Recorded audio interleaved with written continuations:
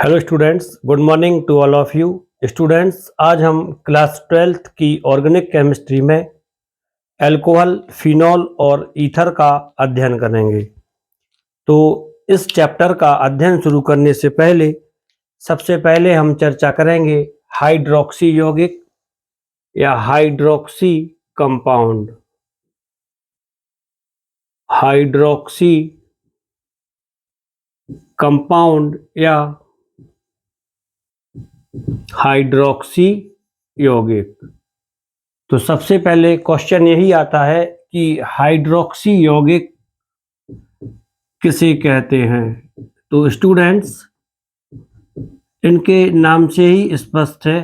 Hydroxy hydroxy का मतलब होता है OH और यौगिक का मतलब होता है कंपाउंड, अर्थात वे यौगिक जिनमें OH समूह उपस्थित होता है हाइड्रोक्सी यौगिक कहलाते हैं। अर्थात OH समूह युक्त यौगिकों के लिए हाइड्रोक्सी यौगिक कहते हैं। इसे हम सामान्य रूप में इस प्रकार से लिख सकते हैं। OH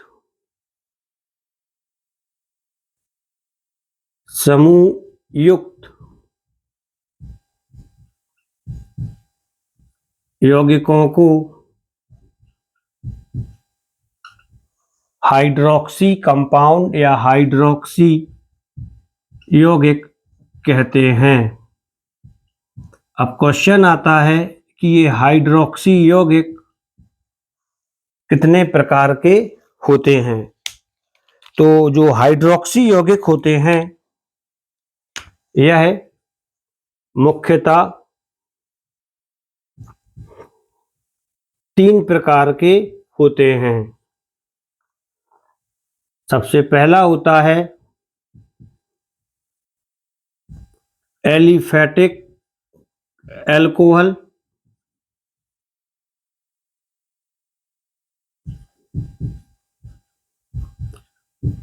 aliphatic alcohol. दूसरा होता है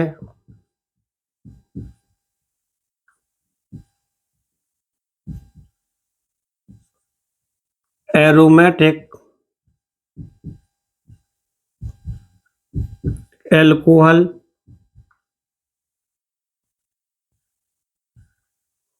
एरोमेटिक अल्कोहल्स जो होते हैं इनके लिए एक सामान्य नाम भी होता है बेंजाइलिक अल्कोहल। जो बेंजाइलिक अल्कोहल होते हैं उन्हें हम एरोमेटिक अल्कोहल भी कहते हैं।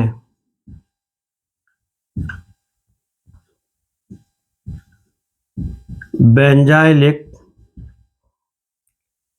अल्कोहल। और जो तीसरा हाइड्रोक्सी यौगिक होता है वह होता है फिनॉल। तीसरा जो होता है ये फिनॉल होता है। फिनॉल मुख्यतः बाइनिलिक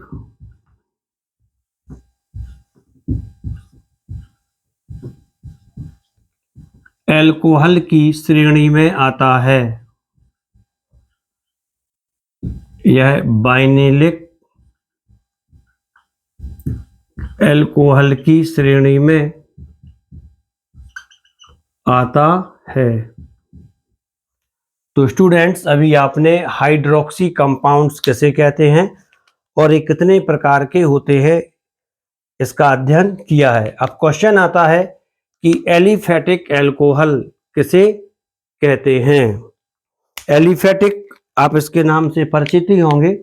सामान्यतः खुली श्रृंखला वाले यौगिकों के लिए एलिफैटिक यौगिक कहते हैं।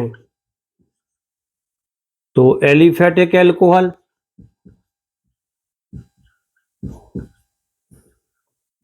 किसे कहेंगे। Aliphatic alcohol. हम जानते हैं कि जो खुली श्रृंखला वाले हाइड्रोकार्बन्स होते हैं मुख्यतः 3 प्रकार के होते हैं, एल्केन, एल्कीन और एल्काइन। तो जो एल्केन होता है,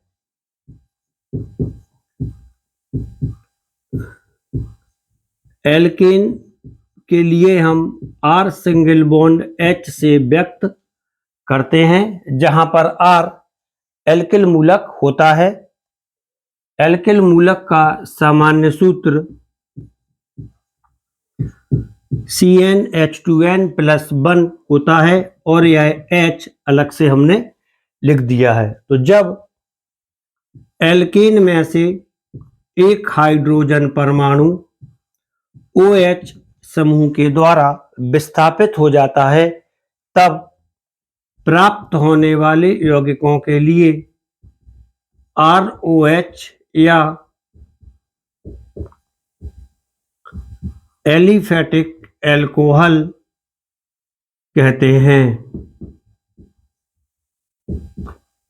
यह एलिफेटिक एल्कोहल की सामान्य परिभाषा थी। इनका सामान्य सूत्र ROH होता है, जहां पर R एल्किल मूलक होता है। यहां पर यदि हम R का सूत्र लिख दें CnH2n+1 OH, तब यह एल्कोहल का एलिफेटिक एल्कोहल की सजातीय श्रेणी का सामान्य सूत्र प्राप्त हो जाता है या बन जाता है।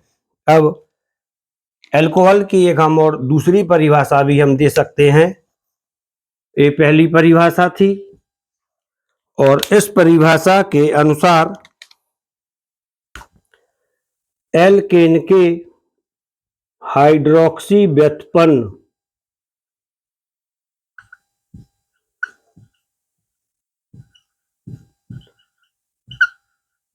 एल्कोहल कहलाते हैं। एल्केन के हाइड्रोक्सी व्युत्पन्न एलिफेटिक एल्कोहल या एल्कोहल कहलाते हैं। यह एल्कोहल की एक सामान्य परिभाषा थी। क्या हम एल्कोहल की कोई दूसरी परिभाषा भी दे सकते हैं या एल्कोहल को किसी दूसरे पदार्थ से भी बना सकते हैं?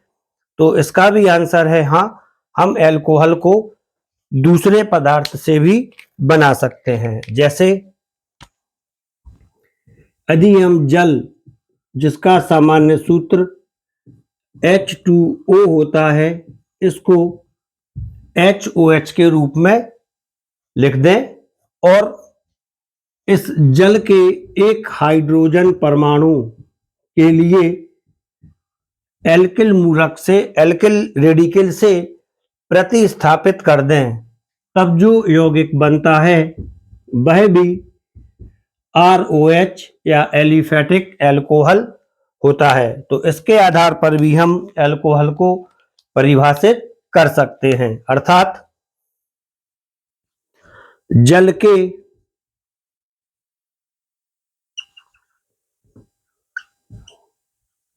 एल्किल व्युत्पन्न को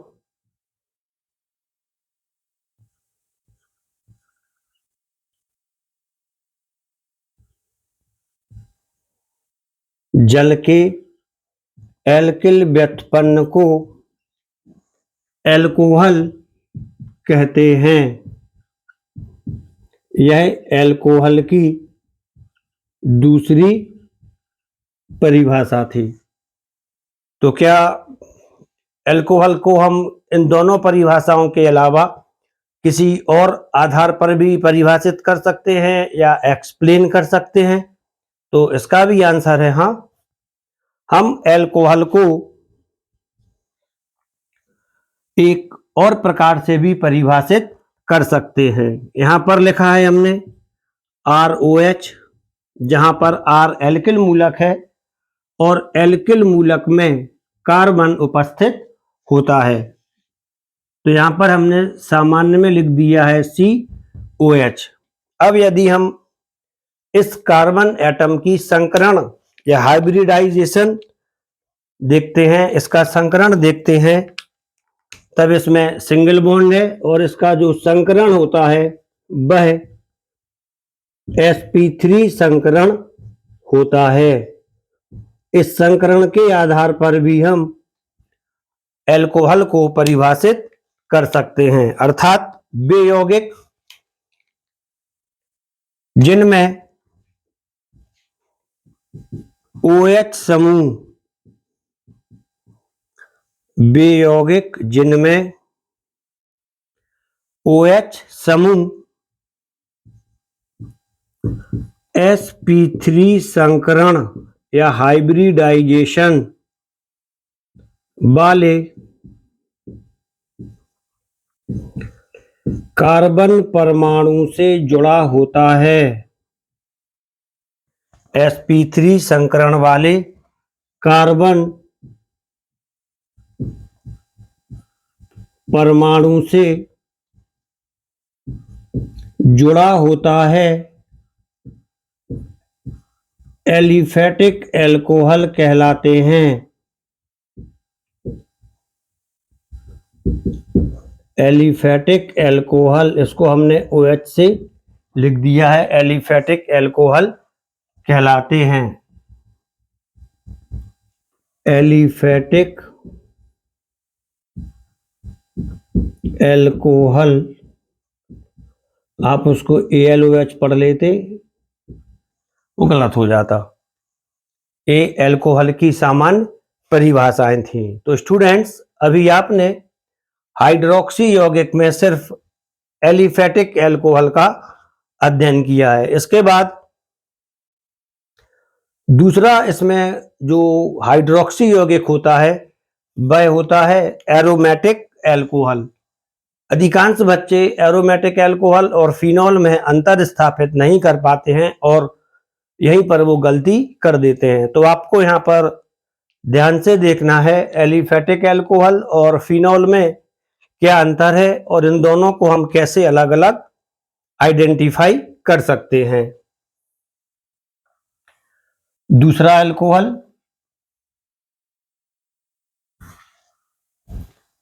एल्कोहल है एरोमेटिक एल्कोहल।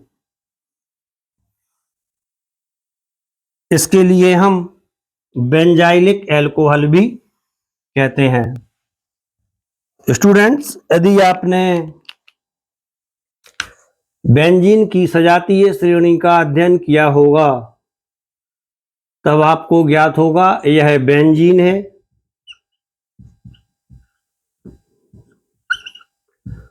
और बेंजीन का अगला सजातीय टोल्यूइन होता है। यह C6H6 है और टोल्यूइन, इसमें CH2 का अंतर होना चाहिए, C7H8 अगला सजातीय बेंजीन का टोल्यूइन होता है और इसके बाद वाला सजातीय बेंजीन का C8H10 जाइलीन होता है। ये बेंजीन की सजातीय श्रेणी के सदस्य होते हैं। जैसे एल्केन की सजातीय श्रेणी के सदस्य मेथेन, एथेन, प्रोपेन है, उसी प्रकार ये बेंजीन की सजातीय श्रेणी के सदस्य होते हैं। यदि हम टोल्यूइन के लिए लिखें तब हम इस बेंजीन रिंग में कहीं पर भी एक जगह CH3 जोड़ देते हैं और यह CH3 इसकी साइड चेन कहलाती है। जाइलीन,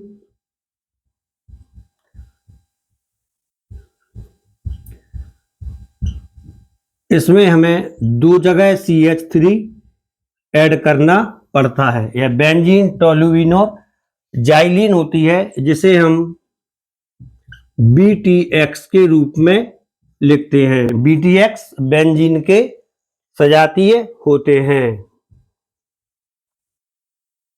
यह बेंजीन के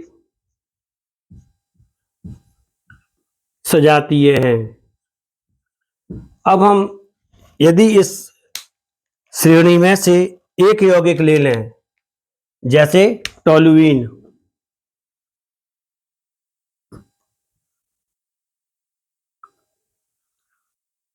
ये हो गया टोलुइन, और इस टोलुइन की साइड चेन में उपस्थित हाइड्रोजन परमाणु को OH समूह के द्वारा प्रतिस्थापित कर देते हैं, तब प्राप्त होने वाले यौगिक एरोमेटिक एल्कोहल कहलाते हैं।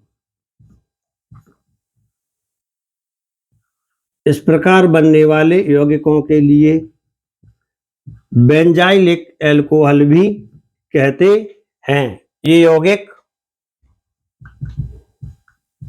एरोमेटिक एल्कोहल कहलाते हैं।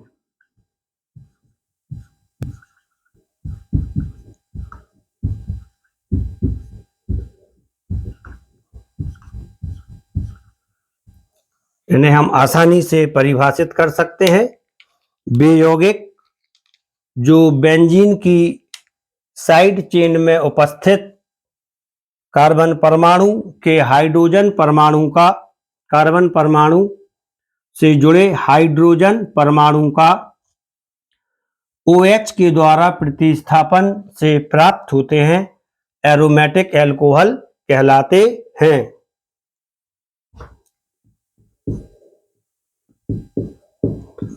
इसे हम आसानी से लिख सकते हैं। वे यौगिक जिनमें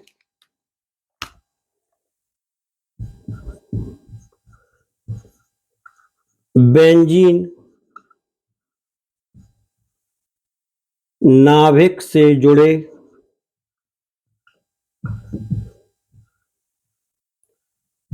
कार्बन परमाणु, इसका संकरण sp3 होता है। बेंजीन नाभिक से जुड़े, यहाँ पे जुड़े नहीं लिखा है, बेंजीन नाभिक से जुड़े कार्बन परमाणु पर उपस्थित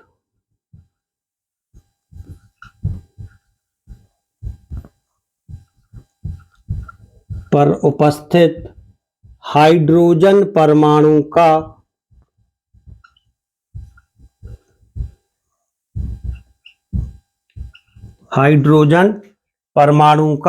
OH समूह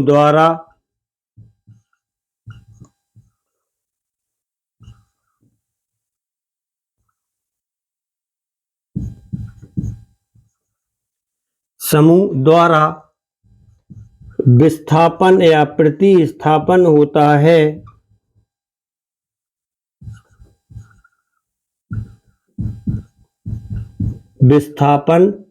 है। एरोमेटिक एल्कोहल कहलाते हैं।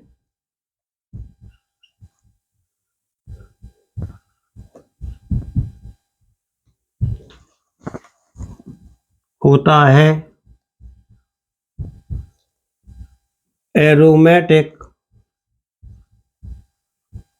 एल्कोहल कहलाते हैं।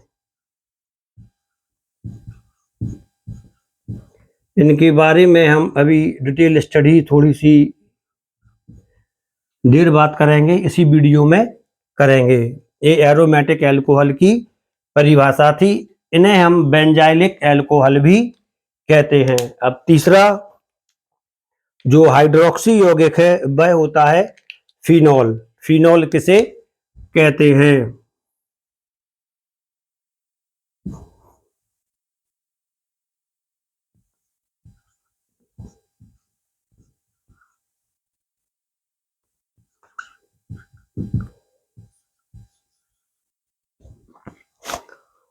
फिनॉल किसे कहेंगे?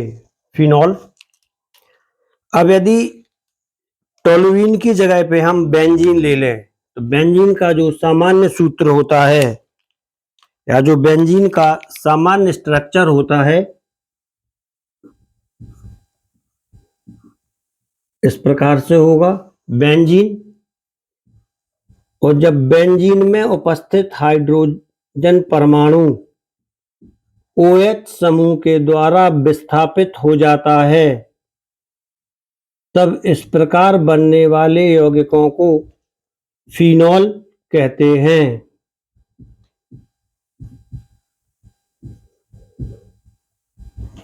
इस प्रकार बनने वाले यौगिकों के लिए फिनॉल कहते हैं। अर्थात बेंजीन के हाइड्रोक्सी व्युत्पन्न फिनॉल कहलाते हैं। यहां पर आपको ये दिखाई दे रहा होगा, बेंजीन के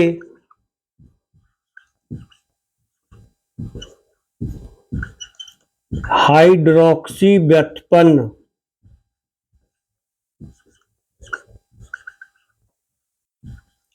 फिनॉल कहलाते हैं। Hydroxy derivatives of benzene are called phenol.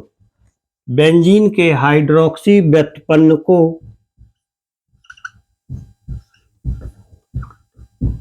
Phenol कहते हैं।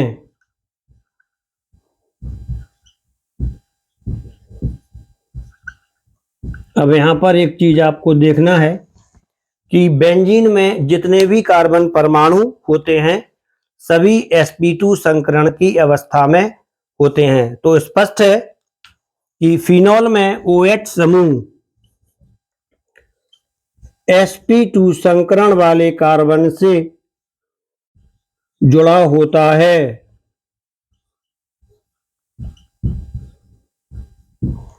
OH समूह sp2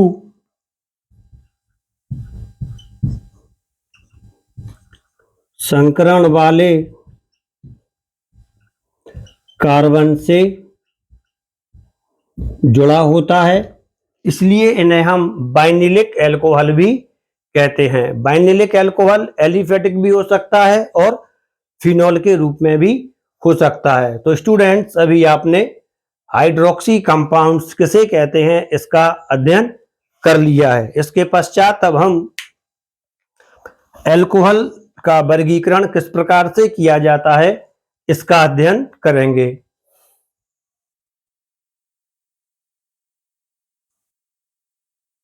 सबसे पहले एलिफेटिक अल्कोहल।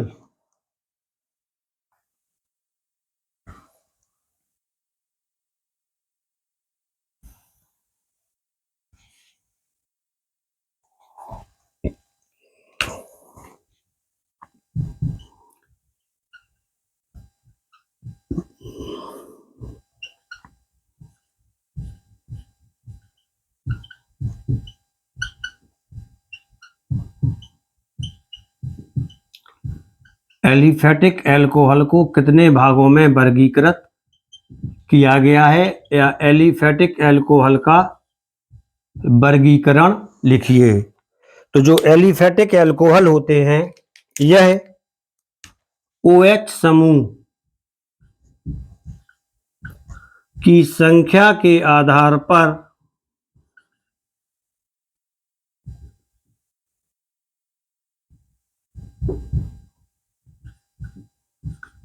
यह OH समूह की संख्या के आधार पर 3 प्रकार के होते हैं।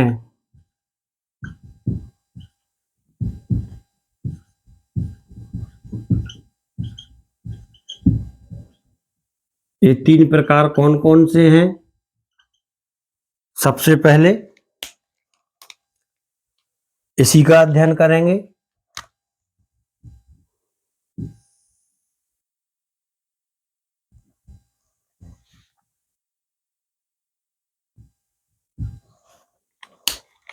सबसे पहले होता है मोनोहाइड्रिक अल्कोहल।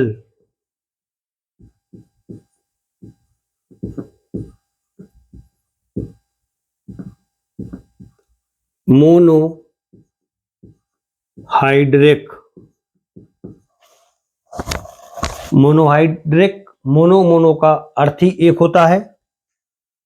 Monohydric alcohol. दूसरा होता है डाइहाइड्रिक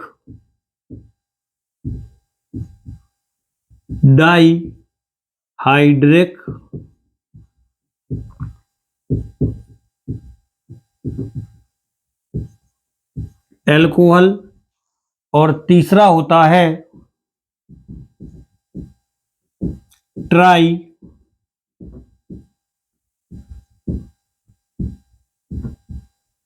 हाइड्रिक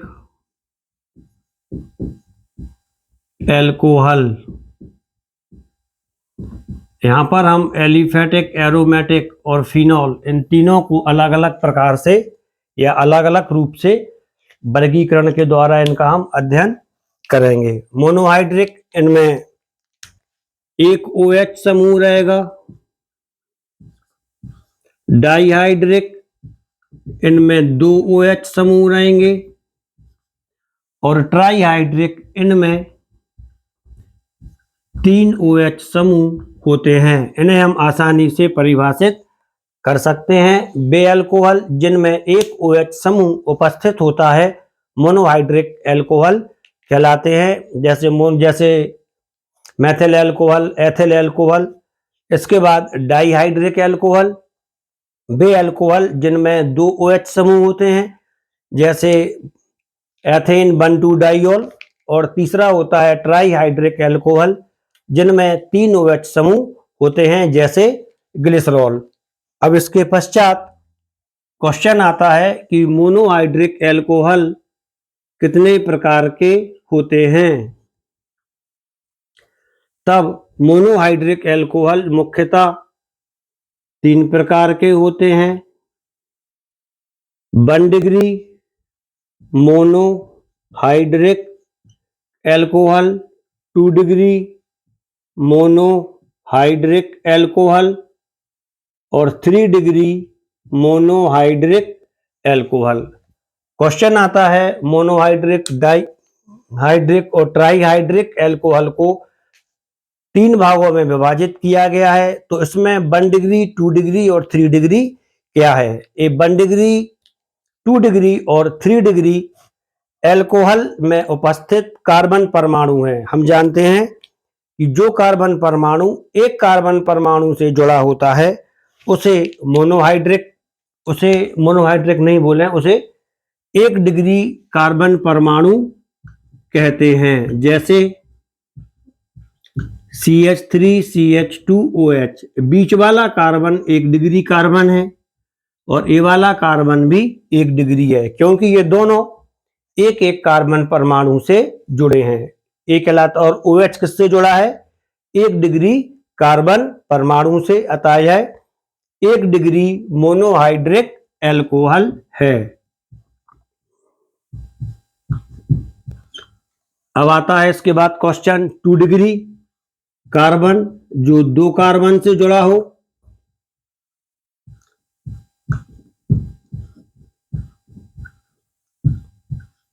ये 2 डिग्री कार्बन है, क्योंकि यह इस वाले कार्बन से और इस वाले कार्बन से जुड़ा है, और ये दोनों कार्बन 1 डिग्री और 1 डिग्री हैं, और यह OH 2 डिग्री कार्बन से जुड़ा है, अतः इसे हम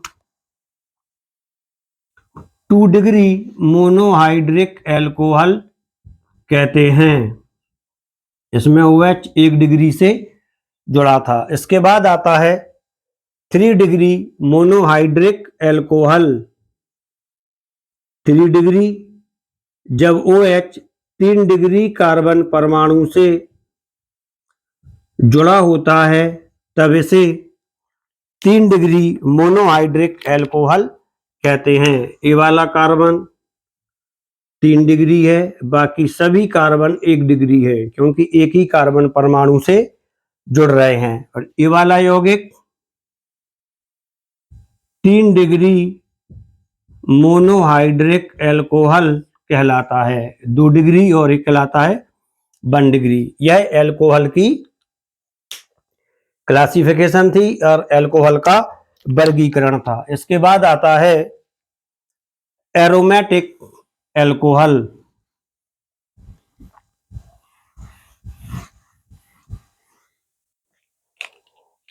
एरोमेटिक एल्कोहल।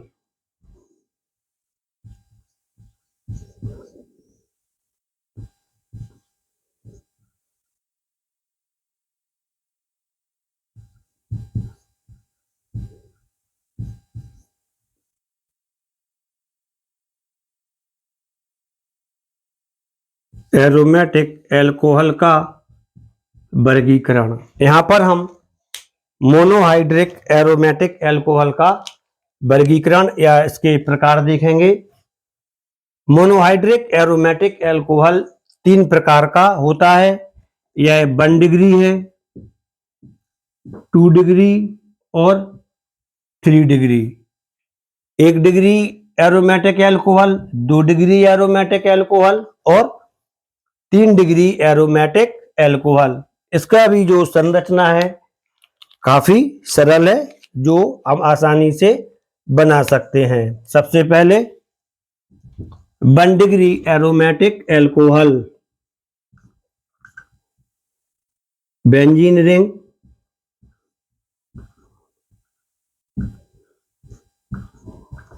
यह कार्बन परमाणु 1 डिग्री है।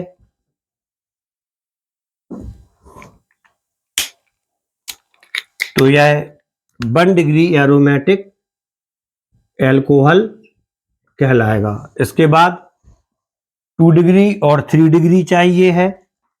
इसको हम यहां पर देख लेते हैं।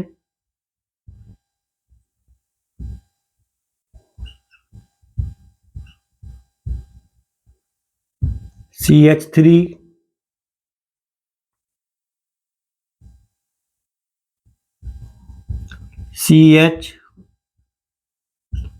CH3OH, यह 2 डिग्री कार्बन परमाणु है और यह 2 डिग्री एरोमेटिक एल्कोहल है। 2 डिग्री एरोमेटिक एल्कोहल है। यह 1 डिग्री एरोमेटिक एल्कोहल था। इसी प्रकार 3 डिग्री एरोमेटिक एल्कोहल,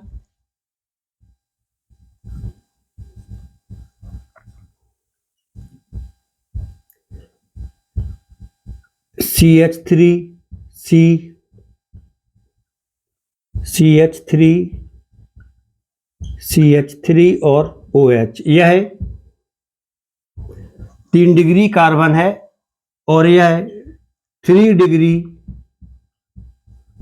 एरोमेटिक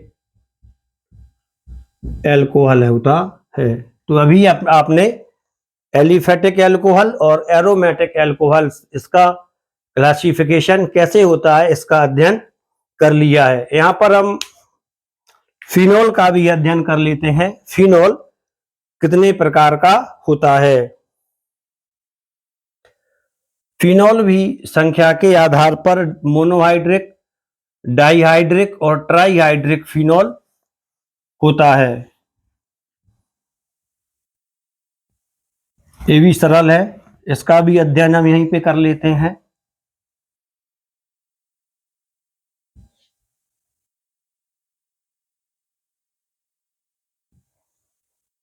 यहां पर हमें लिख देना है फिनोल।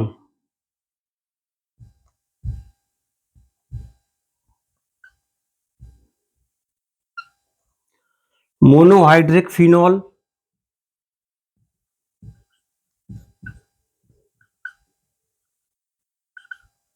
डाइहाइड्रिक फिनोल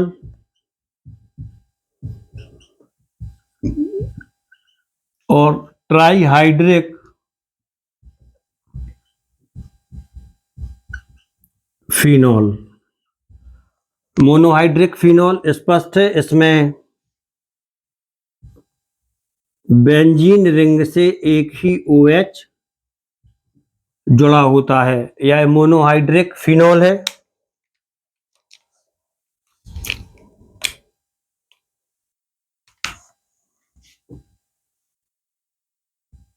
और जब बेंजीन रिंग से 2 OH जुड़ जाते हैं तब यह डाइहाइड्रिक फिनोल होता है। और जब बेंजीन रिंग से 3 OH जुड़ जाते हैं तब यह ट्राईहाइड्रिक फिनॉल होता है। स्टूडेंट्स, इनके नाम क्या हैं, इन्हें हम क्या कहते हैं, इसका अध्ययन हम अगले वाले वीडियो में करेंगे। इनका नाम क्या है। तो स्टूडेंट्स, अभी आपने अल्कोहल और फिनॉल का अध्ययन किया है और उनकी काफ़ी परिभाषाओं का अध्ययन किया है।